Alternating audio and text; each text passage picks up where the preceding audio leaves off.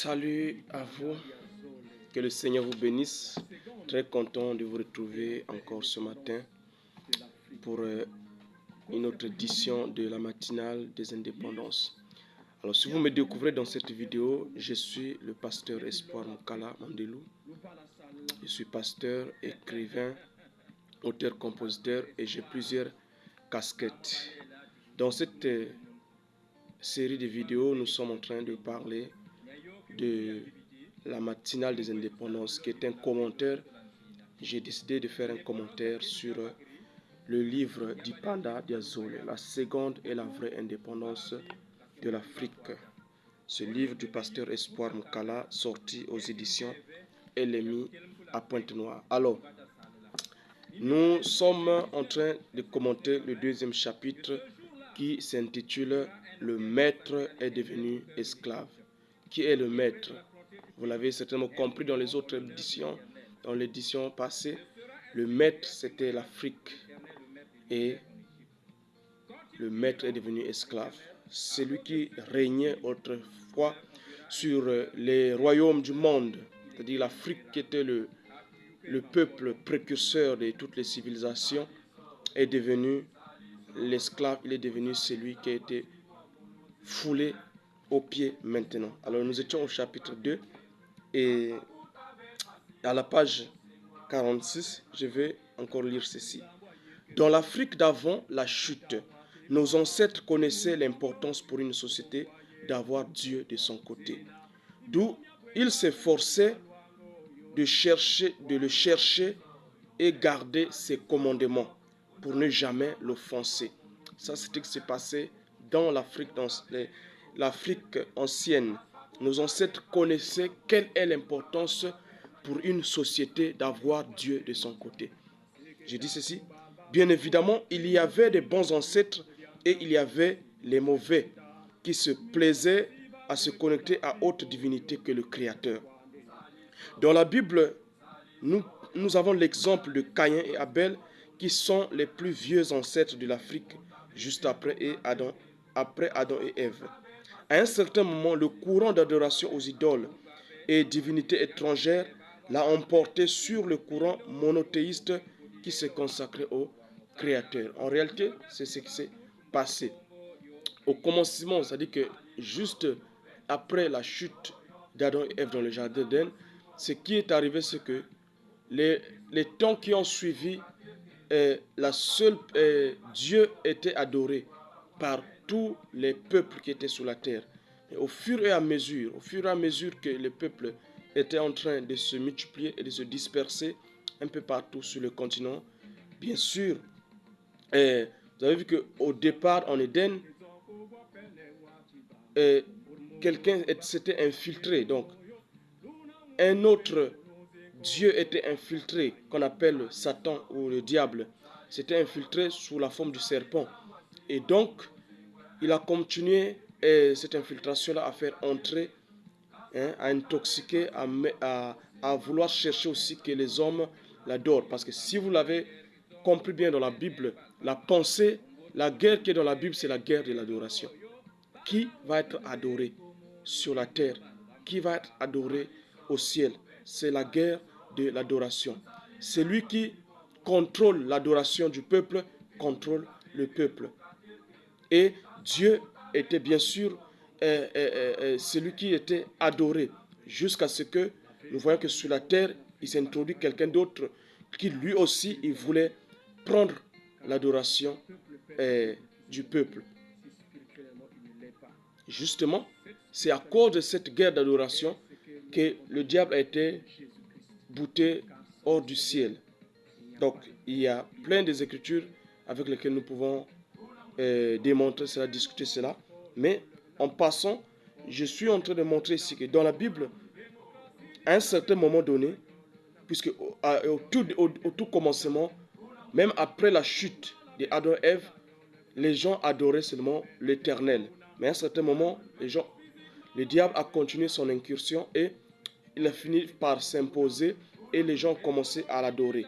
Et à un certain moment, en Afrique, il n'y avait que le courant monothéiste. Même en Égypte ancienne, Et si vous faites bien les recherches, vous allez le voir. Il n'y avait que le courant monothéiste. Bon, je ne veux pas dire il y avait que. Il y avait, le courant monothéiste était prédominant. Mais au fur et à mesure que nous avons avancé, le courant monothéiste, ce qui adorait autre Dieu que l'Éternel, qui adorait plusieurs dieux, le courant monothéiste a pris le dessus sur le courant monothéiste. Et là, c'est ce qui s'est passé. Donc, j'ai dit ceci. La traite négrière, la colonisation et les nouvelles formes de colonisation en Afrique ne sont que les conséquences de la vraie cause pour laquelle l'Afrique a chuté. Les caractéristiques des peuples africains aujourd'hui démontrent à suffisance que ce peuple est tombé à cause de la malédiction du Seigneur de l'univers sur lui. Quand on fait une analyse des Écritures qui parlent de la chute de l'Afrique, comme Ésaïe 19, nous nous rendons compte que l'Afrique est tombée à cause de l'adoration des idoles. C'est à cause de la colère du Seigneur, excité par l'adoration des idoles.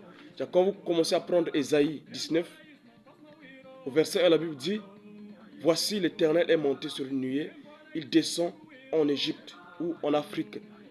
Et la phrase qui suit dit: les idoles de l'Afrique tremblent. Donc, tout de suite, on comprend quel est le problème, pourquoi Dieu s'est tellement mis en colère contre les Africains et il a décidé de les laisser être rabaissés à cause des idoles. Parce qu'ils ont abandonné le Seigneur pour adorer les idoles. On voit ici le mode d'action de Dieu de la Bible en termes de châtiment contre le péché nous révèle bel et bien que la chute de l'Afrique est en rapport avec ce Dieu-là. Il suffit d'examiner ce chapitre de la Bible pour trouver tous les ingrédients de la vie actuelle en Afrique. Et là, j'ai mis une bonne partie du chapitre 28 de Deutéronome.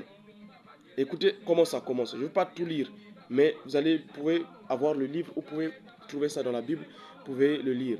En revanche, ça c'est Deutéronome 28, à partir du verset 15.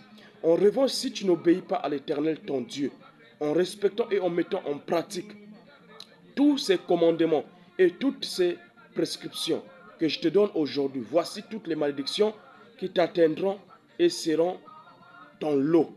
Alors, quand on regarde toutes ces choses ici, on voit exactement que c'est le lot de l'Afrique.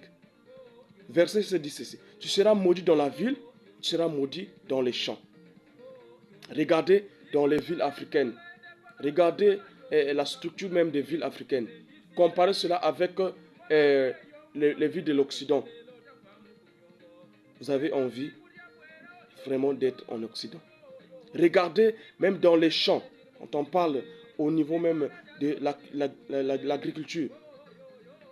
Et pourtant, l'Afrique a des terres qui sont les meilleures, les plus arables, a un meilleur climat.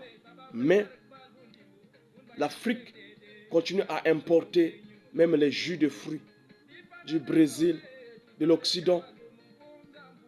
L'Afrique a les meilleurs sols, mais l'Afrique ne peut pas être indépendante. Nous n'avons pas encore atteint l'autosuffisance alimentaire. Pourquoi? Parce qu'il y a cette malédiction sur les champs qui s'abat et qui s'applique. Tu seras maudit dans la ville et dans les champs. Ta corbeille et ta huche seront maudites. Tes enfants, le produit de ton sol, le porteur de ton gros et de ton petit bétail, tout cela sera maudit. Tu seras maudit à ton arrivée et tu seras maudit à ton départ. Franchement, toutes ces caractéristiques, aujourd'hui, quand on regarde très bien la vie des Africains, on retrouve ces choses, on retrouve ces caractéristiques. Et là, on comprend que le problème de l'Afrique vient de cette malédiction-là qui est tombée sur elle que le Seigneur a prononcée. Au cas où un peuple arrivait à le désobéir. Ici on dit, en rêvant, si tu n'obéis pas à l'Éternel ton Dieu, en respectant et en mettant en pratique tous ses commandements, voici ce qui sera ton lot. Est-ce qu'aujourd'hui, ce que je viens de lire n'est pas le lot de l'Afrique? Est-ce que nous ne pouvons pas nous interroger pourquoi ces choses, ces malédictions que la Bible dit dans Deutéronome 28 ici, sont-ils le lot de l'Afrique? Justement, c'est parce qu'il y a une désobéissance. Voilà ce que je voulais partager avec vous aujourd'hui dans cette édition. Et on se revoit dans une autre édition. À très bientôt.